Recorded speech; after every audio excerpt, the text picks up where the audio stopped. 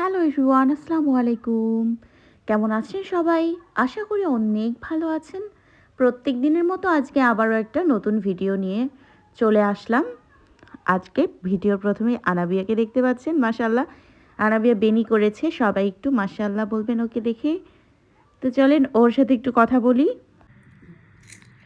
তুমি কি মাম্মি কটকট করলে কান্না করবে? হুম, মাম্মিকে একটু রেখতে যাই, রেকর্ড করতে দিবা না? দিবা? দিবে?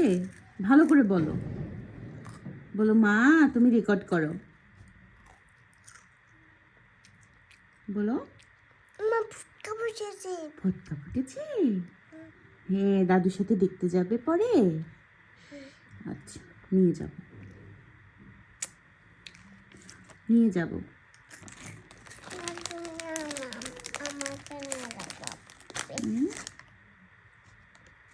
বাবা মাম্মি নিয়ে যাবে, আচ্ছা দাদু নিয়ে যাবে। আচ্ছা, ঠিক আছে, বাবা আর মাম্মি নিয়ে যাব, দাদু নিয়ে যাবে না? ঠিক আছে, নিয়ে যাব। তাও বুঝে না মনের স্কুল জীবন প্রথম প্রেমে তুই ছিলি আপো, তাই পাই লেখা শুধু তুই আমার জীবন।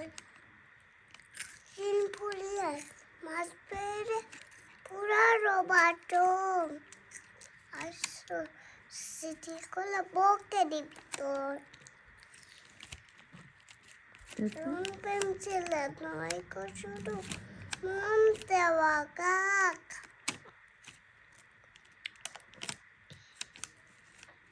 তারপর বলতে পারছি না, আমার বলতে পারছি না। তুই করি নতুন মানুষ, নতুন ঠিকানা।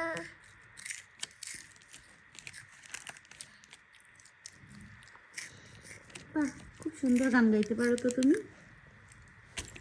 খুব সুন্দর। কার্টুন। আচ্ছা, আনাবিয়ার সাথে সময় কাটিয়ে এসে দেখি আম্মা পিঠা বানাইছে। এই যে এগুলো কি পিঠা, তেল পিঠা বানাইতে গেছিল, কিন্তু চালের গুঁড়িটা একটু ভারী হয় আর ঠিকভাবে হয়নি, এটা হচ্ছে ফ্রিজে ছিল এই জন্য। এই যে বাবা মেয়ে অপেক্ষা করছে, নাগেটস ভাজছি আনাবিয়ার জন্য, খাবে। এই যে নাগেটস ভাজছিলাম ওদের জন্য, খাবে। আর আজকে আমরা একটু বাইরে যাব একটা ইম্পর্ট্যান্ট কাজে, সেটা অবশ্যই আপনাদের সাথে শেয়ার করব কেন যাচ্ছি, সামনেই দেখতে পারবেন। তো এই যে নাগেটসগুলো আমি আনাবিয়ার জন্য ভেজে নিচ্ছিলাম ঝটপট করে, আনাবিয়া খাবে তাই। আমাকে তো মনে পড়েনি। হ্যাঁ তাই, বাবা গলায় ধরো একটু, গলাতে ধরো। তুমি আমার কে গো? কলিজা, কলিজা গো, তুমি আমার কলিজা। বড় ছোট কলিজা কোনটা? আমার মা কোথায়? না তুমি আমার মা, তুমি আমার মা না, তুমি আমার মা। হুম, সারাদিনে যতবার খায় ততবার ব্রাশ করে বুড়ি। এই যে ব্রাশ নিয়ে দৌড়াদৌড়ি করছে, ব্রাশ করে নাগেটস খাবে, তারপর আমরা বেরিয়ে পড়বো। এই যে দৌড়াদৌড়ি শুরু করেছে ব্রাশ নিয়ে। চলেন ওকে এখন মুখ ধুইয়ে তারপর খাবার দিচ্ছি। এই যে নাগেটস নিয়ে ও চলে যাচ্ছে খাওয়ার জন্য। আর এদিকে আমাদের বাইরে যেতে হবে, তাই দুপুরবেলা আসতে লেট হবে। তো আমার ননদকে মাছ বের করে দিয়ে বললাম যে আজকে তুমি একটু রান্না করো। তো রান্নার আয়োজন করছে, আমি মাছগুলো ঘষে পরিষ্কার করে দিয়ে যাব। ও মাশাল্লাহ অনেক সুন্দর মাছ রান্না করতে পারে, শুধু মাছ না অন্যান্য তরকারিও ভালো রান্না করতে পারে, ওদের ওইখানকার মতো করে রান্না করতে পারে, তো ভালোই পারে। আমি বাড়িতে গেলে মাঝে মধ্যেও রান্না করে, আবার আমিও করি। তবে মাছগুলো এই যে বাটনাতে ভালো করে ঘষে এগুলো ওকে দিয়ে যাব, তারপর রান্না করবে। সময় নাই, তাড়াতাড়ি বের হতে হবে, এই জন্য বললাম যে দাও আমি পরিষ্কার করে দিয়ে যাই, তাহলে তোমার তাড়াতাড়ি রান্না হবে। এই যে দেখেন, এইটাতে মাছ ঘষলে খুব সুন্দর সাদা হয়ে যায়, এর আগেও ভিডিও শেয়ার করেছিলাম।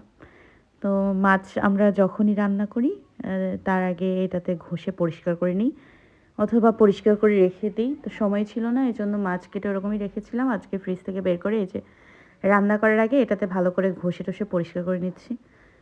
মাছগুলো ধুয়ে হলুদ আর লবণ মেখে নিয়েছে, এখন ভাজবে।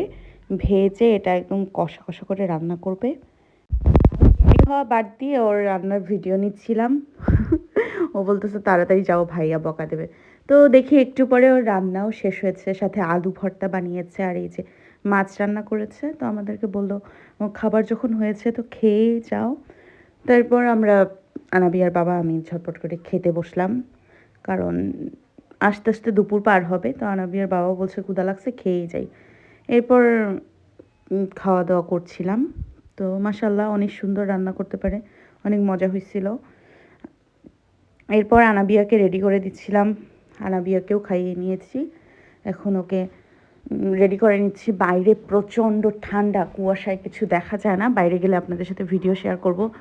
এইবার ঢাকায় সবচেয়ে বেশি ঠান্ডা পড়ছে, গতবার এরকম সময় একটু ঠান্ডা ছিল না, কিন্তু এই বছর অনেক বেশি ঠান্ডা, একদম অনেক মোটা সোয়েটার পরে বাইরে যেতে হয়।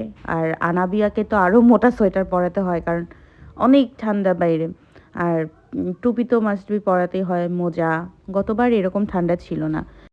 তারপর আনাবিয়াকে রেডি করিয়ে আমরা এখন বেরিয়ে পড়ব। ওর বাবা অপেক্ষা করছে আর বলছে তোমাদেরকে হাজার যদি সকালবেলা বলি রেডি হইতে, তারপরেও রেডি হতে হতে বিকেল হবে, এত সময় লাগে রেডি হতে, এইটা সেইটা বকাবকি করছে। কেমনটা লাগে বলেন তো?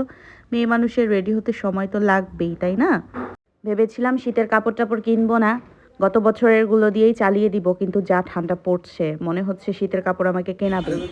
এরপর আমরা চলে আসি আমাদের বিজনেসের জন্য একটা শেলফ বানাতে দিয়েছিলাম ড্রেস রাখার, তো সেটা কমপ্লিট হয়ে গেছে। কিন্তু মন খারাপ হচ্ছে একটা বিষয় নিয়ে, সেটা হচ্ছে এটার আমি কালারটা দিয়েছিলাম কাঠ কালার, ওরা বানিয়েছে হচ্ছে এই কালারটা। হ্যাঁ, এই কালারটা বানিয়েছে, তো ওই কালারের নাকি হচ্ছে পাওয়া যায়নি, এই জন্য এই কালারটা দিয়ে দিয়েছে। তো আমার রুমের ফার্নিচারগুলো এই কালারই, খারাপ লাগবে না অবশ্য, কিন্তু তারপরেও যে জিনিসটা পছন্দ হয় প্রথমে সেটা যদি না পাই খুব কষ্ট লাগে। তো কি আর করার, এই যে ওইটাই নিতে হবে এখন। এটা রাতের বেলা বাসায় দিয়ে আসবে, ওদের সাথে কথা বলবো, হয়ে গেছে। এরপরে এই যে আনাবিয়া নাচানাচি শুরু করে দিয়েছে, কারণ পেছনে শপিং মল আর সেখানেও পুতুল দেখেছে, সেগুলো কিনে যাচ্ছে। এখন ওনাকে ওই মার্কেটে নিয়ে গিয়ে ওগুলো কিছুটাই কিনে দিতে হবে, সেজন্য ভীষণ জেদ করছে, উল্টাপাল্টা করছে। ওর বাবা গেছে ব্যাংকে একটা কাজে, আর এদিকে মেয়ে আমার সাথে জেদ করছে সে এটা সেইটা নিবে। হ্যাঁ, এটা হচ্ছে ছিল টুইন টাওয়ার, তো এর আগেও এখানে এসেছিলাম। এখন ও জেদ করছে, এখানে অনেক পুতুল পুতুল পাওয়া যায়, কিন্তু অনেক দাম নেই এখানে, এই জন্য এখান থেকে আমি নিই না। তো এই যে ও শোনে না, ও বলতেছে আমি আর যাবো না তোমার সাথে, আমি এখানে শপিং দল সেজে দাঁড়িয়েই থাকবো। হ্যাঁ, উল্টাপাল্টা করছে বুড়ি, একবার নাচানাচি করছে আমার সাথে, কীরকম কীরকম করছে, ওরা আমি ওকে ওগুলো কিনে দিচ্ছি না তাই। হ্যাঁ, আমাকে ইমপ্রেস করার চেষ্টা করছে পাখনি বুড়ি। তো সবাই আমার বুড়িটার জন্য মাশাল্লাহ বলবেন, অনেক অনেক দোয়া করবেন, ও যেন সুস্থ থাকে, ভালো থাকে, আল্লাহ যেন ওকে ভালো রাখে, সেটা দোয়া করবেন। এই তো ওর বাবা চলে এসেছে, এখন ওর বাবার কাছে এই যে ব্যাগ নিয়ে যাচ্ছে, এরপর পুতুল নিয়ে যাচ্ছে, আমার কাছে মোবাইল কিনে নিয়েছে, গাজর মোবাইল, এখন ওর বাবার কাছে ব্যাগ যাচ্ছে। তো ব্যাগটার দাম অনেক চাচ্ছিল, 950 টাকা চাচ্ছিল এই ব্যাগটা, পরে আমি নিতে দিইনি, যে এত দাম দিয়ে এটা নেওয়ার দরকার নেই, এটা এত দাম না, 500 টাকা, 600 650 বলছিলাম, তাই নাই, পরে এটা ক্যান্সেল করে দিয়ে আমি নেওয়া। কিন্তু ওর বাবা ছাড়ছিলই না, যে মেয়ে চাইছে মেয়ে দিতেই হবে, কিন্তু মেয়ে চাইলেই তো হবে না, ও মেয়ের অভ্যাস খারাপ করছে, যা চায় তাই দিতে চায়। বড় হয়ে এটা যদি থেকে যায় তাহলে সমস্যা না, বলুন তো, তখন কোনো কিছু না দিলে ব্ল্যাকমেল করবে, এই জন্য এখন কমাতে হবে, সব কিছু চাইলেই দেওয়া যাবে না। এই যে দেখেন কি পরিমাণ কুয়াশা, এখন বাজে 3টা, আর 3টার দিকে ঢাকা শহরে এরকম মেঘলা আকাশ, কুয়াশা, মানে বৃষ্টির মতো ফুটে ফুটে করে কুয়াশা পড়ছে, এই একটা অবস্থা। আর এত ঠান্ডা, ঠান্ডায় আমার কানগুলো জমে যাচ্ছিল, আমি আবার কান ঢাকতে পারি না, কান ঢাকলে আমার বমি বমি লাগে, যত ঠান্ডাই হোক না কেন আমি কান ঢাকতে পারি না, আর এই কারণেই আমি হিজাব করতে পারি না, মাইগ্রেনের সমস্যা আছে অনেক বেশি। তো তো এই যে আমরা যাচ্ছিলাম বাড়িতে, নিতে পারছেন আমাকে বাড়িতে। বাতাস আমার কানগুলো জমে আছে ঠান্ডায়। তারপরে এই যে বুড়ি ওকে টুপি পরিয়ে দিয়েছি, ও একটু করে কোলের মধ্যে ঘুমিয়ে যাচ্ছে। আর আমরা বাড়ির উদ্দেশ্যে রওনা দিয়েছি, এখন বাড়িতে চলে এসেছি। আনাবিয়া ঘুমিয়ে পড়েছে, আর এদিকে আমি জামা কাপড় চেঞ্জ করে আজকে পেয়েছিলাম এই যে ছোটবেলা সেই সোনপাপড়ি আর হচ্ছে তিলের খাজা বলে আমাদের ওদিকে এটা। তো এটা আমি রাস্তায় পেয়ে নিয়ে এসেছি, টেস্ট করব। হ্যাঁ, এখন তো অনেক দামি দামি সোনপাপড়ি বেরিয়েছে, কিন্তু আগেকার এই সোনপাপড়িগুলোর মজাই আলাদা, অনেক খেতাম। তো আমার ননদও খাচ্ছিল আমার সাথে, ভিডিও করে দিচ্ছিল আর হাসতেছিল আমার খাওয়া দেখে, কারণ আমার এগুলো অনেক পছন্দ ছিল। অনেক দিন পর পেয়েছি। বিশেষ করে এই সোনপাপড়িটা অনেক মজা, যদিও এগুলো অস্বাস্থ্যকর পরিবেশে তৈরি হয়, কিন্তু খেতে অনেক মজা লাগে। তো ওদেরকে বললাম তোমরাও একটু করে টেস্ট করো। তো অনেক মজা ছিল সোনপাপড়িটা। তো ছোটবেলায় ফিরে গেছিলাম সবাই মিলে। তো আজকের ভিডিওটা এই পর্যন্তই। কেমন লেগেছে ভিডিওটা কমেন্ট করে জানাতে ভুলবেন না। এই নেন, আপনারাও একটু আমাদের সাথে তিলের খাজা শেয়ার করেন।